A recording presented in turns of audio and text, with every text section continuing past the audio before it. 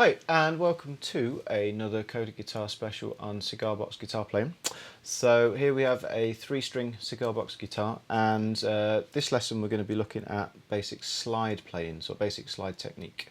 So before we get into that, first of all let's make sure we're in tune. So this is the most standard tuning that is usable for cigar box. There's some great tunings, but this is the most common one. So this is G on the lowest string, D on the middle string, and G again on the thinnest string, the highest sounding string. So G, D, G. Okay, so slide technique, we want an instrument that's got what we call a fairly high action to start with. So that's to do with the height of the strings off the frets. Okay, so this is a reasonably high action. This nut here is allowing the strings to sit at a reasonable height off the frets, because when we play with slide, we want the sound to be continuous up and down the string. We don't want to hear it stepping like this. So there I was pushing down too far, and I was pushing the strings, actually fretting the notes. We don't want to touch the frets at all, we just want the slide to be resting. We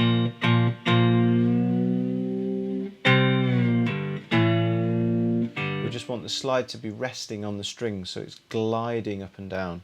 Okay, now this is a brass slide. There's various different ones you can get. You can get like a glass bottleneck, you can get standard metal, brass. Personal preference. It's also personal preference as to which finger you use it on. Quite a lot of guitarists like to use it on the little finger. I'm just personally using it on the third finger here, but everything we're talking about, if you have a preference for middle finger or whatever, everything we're talking about is applicable basically. So what we want to do is rest the slide very lightly on the strings, and we want to keep the slide in line with the frets. So even though we're not pushing down onto the frets, we're using them as a marker, so that we can see if the slide's in line. So the two G strings, the notes should be sounding basically in tune with each other. What we call the intonation should be in.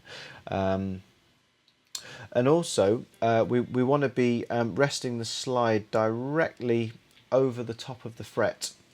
So when we just fret a normal note, our fingers slightly behind the fret. We don't want to use that position. We want to be, so that's a little bit out. I want to be right on top of the fret.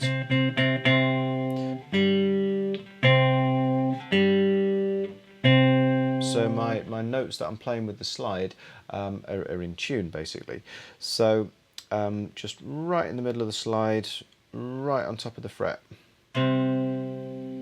Okay, so if you look at my left hand position, so my thumb is halfway down the back of the neck. If you play like normal guitar, so anything like a bar chord or a power chord position, so my fingers are very straight here, and what's often quite good is to actually rest your fingers very lightly actually on the strings themselves, and then just put the slide in front.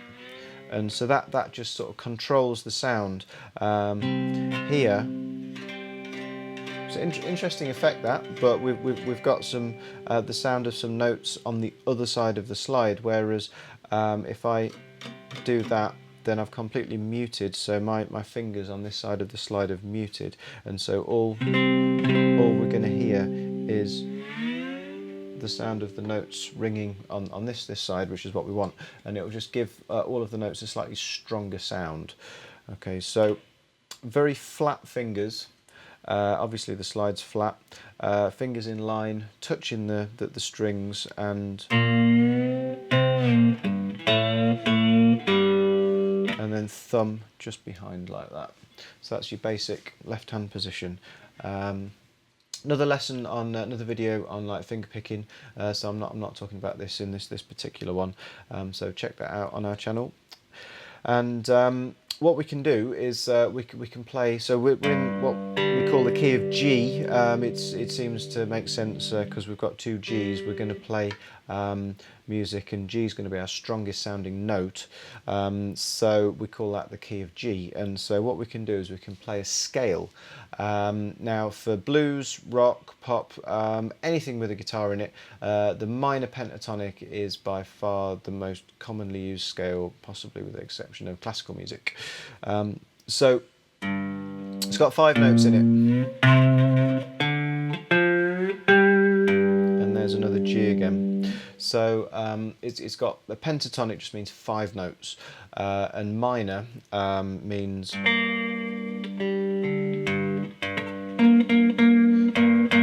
sounds a bit more sad, but with blues we get a nice sort of clash between sort of major and minor, so we can use a minor pentatonic and it doesn't actually sound that sort of sad, it just sounds a bit gritty.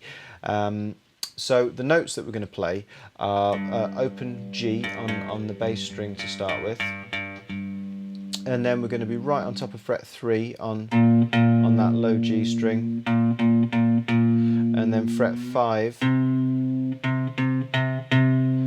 and then we can play open D in the middle, and then we can play fret 3 on that D string, that middle string, and then we can play fret 5 on that D string. And so that's what we call the octave. We've worked all the way up from G to another G, so that's fret 5 on the middle string. So we've got open 3, 5, move to the middle string, open D, 3, 5.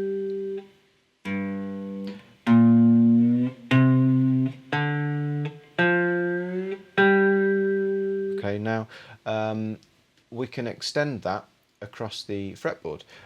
So what we can do is we could potentially play it all the way up string 1.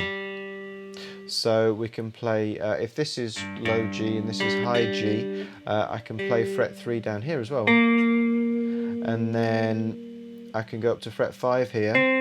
Now I'm going to carry on onto fret 7, and then fret 10, and then fret 12. And then there's another G. I've arrived at another G right up on fret 12. So I've got open, fret 3, fret 5, fret 7, fret 10, and fret 12.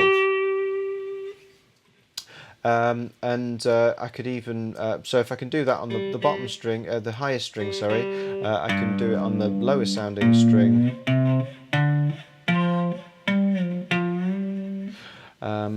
So you can sort of experiment and try and expand that out a little bit. We can even start from, so the first pattern that we played, we finished on fret 5 of that middle string. We can even extend that out, and we can move up this middle D string. So we can go from fret 5 to fret 8 to fret 10 to fret 12, and then we're going to finish this off by going to fret 10 and fret 12 on the top string. So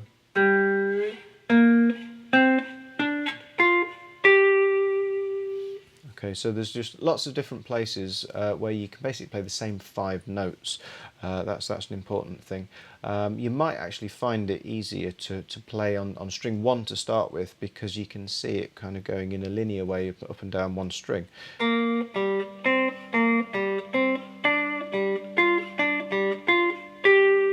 And so what you do is you can just jumble the notes up, play them in different orders, and that's effectively improvising. You know, that's what people do when they play either riffs, create riffs, or play lead solos in songs. So what I was doing, there's a few little kind of embellishments, little techniques that you can use to make things sound more musical. So I was using a bit of what's called vibrato, which is like a regular oscillation, a regular bending of the notes. So if this note is in tune, so I'm just playing fret 3 on the lowest string. Now that's roughly in tune. So if I move up slightly, I've just moved it out of pitch, out of tune. If I move a bit lower, you can hear it's just dipping down, and if I go either way, that is vibrato. It's very slow there, so what I want to do is maybe just speed it up. It doesn't need to be too fast, but and it can be quite subtle. It doesn't have to be a big movement because it's very noticeable, so you don't need to make it a big movement. And the trick is you move from this part of your arm right from the elbow, so you move the whole of the forearm. The whole of the forearm is moving there, if you can see. And what I'm trying to do is I'm trying to move an even distance on either side of the fret. Do it on a different string. So you see the whole of the forearms moving there. So that's a really effective sound. Obviously slide between notes. So there's a couple of ways you can do this. You can just slide up from one note in the scale to the next one, or obviously slide down, or you can kind of slide into a note. So I'm actually starting in a bit of a strange place. I'm kind of starting in a position that's out of tune, but by the time I arrive, say on fret 3 of string 1, I'm in tune. So it's just a little grace note, as it's often called. And there's a slide up with a bit of vibrato on there. So a little grace note in. This is all on string 1, and then 3 to 5 with a bit of vibrato. And that's literally just little ideas like that of how people create riffs or solos in songs. So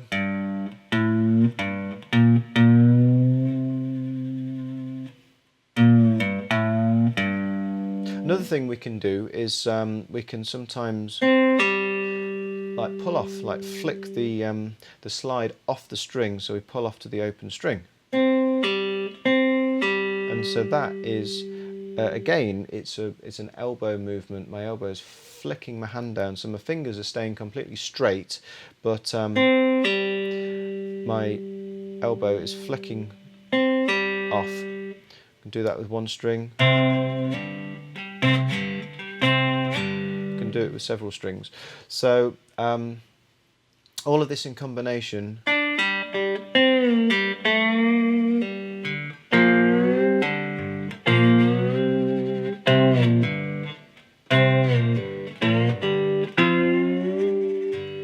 with different places on the fretboard, you can get some quite effective results with literally just 5 notes. So that's the minor pentatonic scale. You can try and add an extra couple of notes in here and there. It works quite nicely. So if we want to make it sound maybe in between minor and major, say fret 3, that's actually the note that makes it sound very minor. So if I go up 1 fret to fret 4, that is introducing the major sound instead. And blues frequently switches between major and minor. So there's minor to major there. If I do it on that string, I can do it.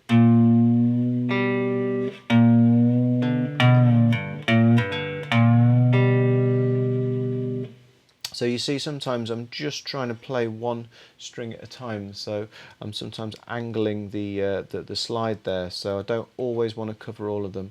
So got to make sure I don't catch the frets themselves, but I'm angled back there. So I've still got open strings, or angled again. Watch these frets, but I'm angled the other way, the opposite way, to play the low string. So there's an angle to play the low string, or the other angle. Or if I want to play the middle string, I've got to kind of pick that out of the bunch.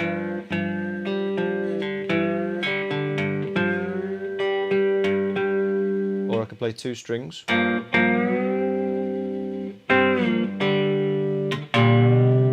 There's the bass, top 2. I'll leave this low one ringing, so sort of keep a bit of bass. So it's just about trying to get as much variation as you can out of some very sort of simple little ideas. And if you want to check out our other video on particularly like 12-bar blues, that'll give you an idea of how blues is structured.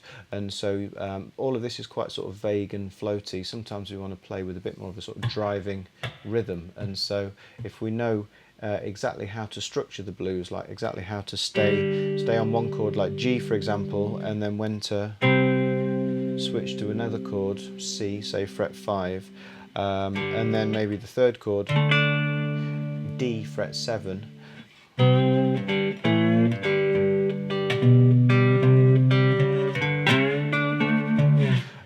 Then you're starting to play something that's got a little bit more of a sort of catchy structure to it, which is very typical of blues from loads of different artists.